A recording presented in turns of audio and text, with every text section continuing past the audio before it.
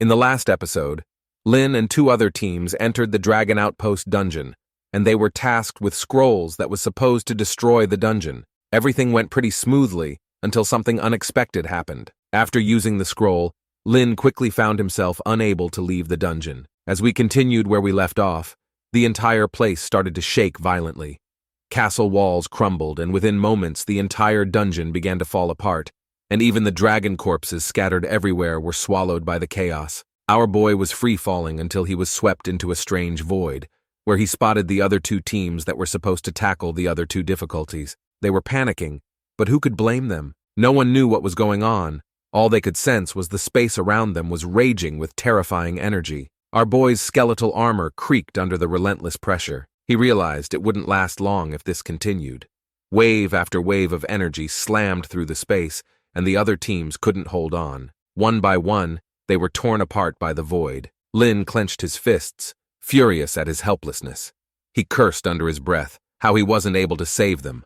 But his own situation was just as dire. The skeletal armor cracked and shattered, forcing him to recast it repeatedly. Small cuts began to appear on his face and body as the energy began tearing through his clothes. He knew that if he was just 1 second off, the void would shred him to pieces. His eyes burned with rage. Whoever was behind this would pay dearly. He was sure someone had set him up, and clearly whoever it was really wanted him dead.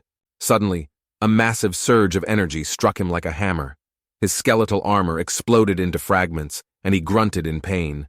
The force was equivalent to that of a demon lord's attack, sending him spiraling deeper into the void.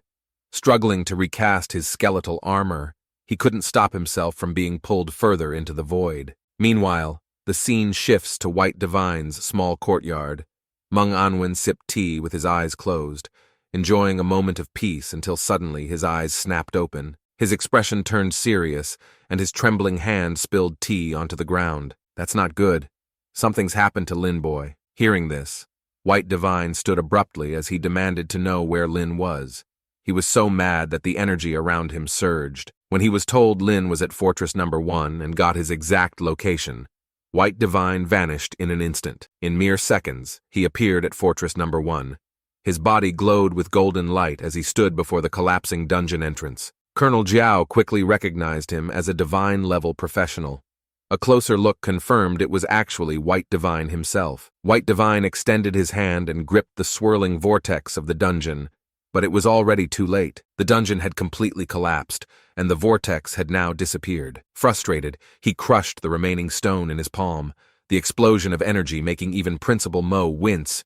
Don't forget, this guy is level 89, just one step away from being a divine level. However, this is also when Mo truly understood the overwhelming gap between himself and a true divine-level professional like White Divine. Expressionless, White Divine turned to Colonel Jiao, his voice cold as he demanded to know who suggested Lin destroy the dungeon. Colonel Jiao, trembling under the immense pressure, stuttered, but couldn't form a coherent response. Mo stepped forward, urging White Divine to ease up. He explained that the request had come from Fortress Number 9. It was also them who sent over the scrolls. Hearing this, White Divine let out a chilling laugh, saying, "Good, very good, those damn bastards," his voice laced with rage.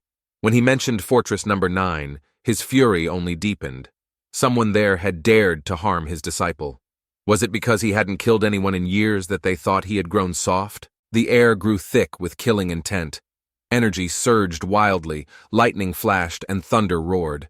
The ground itself trembled as dark clouds gathered overhead, turning the scene into something out of an apocalypse. Colonel Jiao gaped, realizing this was the fury of a divine-level professional.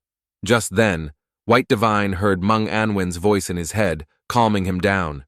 Meng reassured him that Lin boy was safe, saying our boy had entered the abyss. White Divine froze for a moment before processing what might have happened. With a sigh of relief, he withdrew his terrifying aura and said he would be returning soon.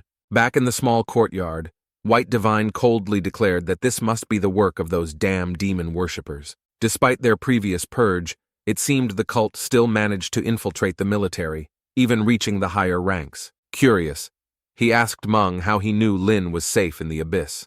Meng, sipping his tea without a hint of worry, reminded him about the abyssal teleportation stone he had crafted for Lin. White Divine's eyes lit up as he asked if that meant Lin could teleport back at any time. Meng nodded, explaining that it was precisely so, and there was no need to worry. He believed that if Lin hadn't returned yet, it was likely because he had his reasons. Relieved, White Divine turned his focus to Fortress Number 9. Both agreed it was time to investigate. Meng, with a faint smile, vowed to uncover which paw had dared to stretch too far. When he finds this person, he's going to chop it off. Meanwhile, in the abyss, Lin surveyed the eerie landscape. The place was really dark, with purple flames scattered across the desolate terrain. Though a bit battered and bruised, with torn clothing and visible cuts on his face, Lin pressed on cautiously. But hold on. Why is his pants perfectly fine? Didn't his pants also get shredded before? Anyway, he thought to himself that this didn't look like what he imagined. Staying alert, he quickly used a demon core shards. Crushing it would cloak him from demonic senses for an hour, just enough time for his abyssal teleportation stone to recharge. After reinforcing his skeletal armor, our boy set off again. Soon, he stumbled upon a lake. The sight surprised him. So the abyss isn't completely barren after all. Somewhat seemed like low-level demons were gathered there, drinking from it. Just then, more and more demons began flying over, and their numbers only continued to grow. An unease crept over him, and he wondered if he was exposed. However, he decided to stay low and see what's going on. While watching closely, suddenly, a vortex began forming in the middle of the lake. A radiant light erupted from its center, forming an entrance to what seemed like a secret realm, or perhaps a dungeon of some sort. Lin felt a surge of light elemental energy, which was truly strange to find in a place like the abyss. Why would this appear here? He pondered. Demons hated light elemental energy, yet they were all gathering here waiting to get inside. As the light energy grew stronger, he became certain this had to be one of the elemental dungeons. He hadn't expected to stumble upon it in the abyss. If his guess was correct, this could be his chance to acquire light elemental crystals. As the nearby demons vanished into the entrance, without hesitation, our boy made his way to the center of the lake, and with a steady step, he vanished into the light.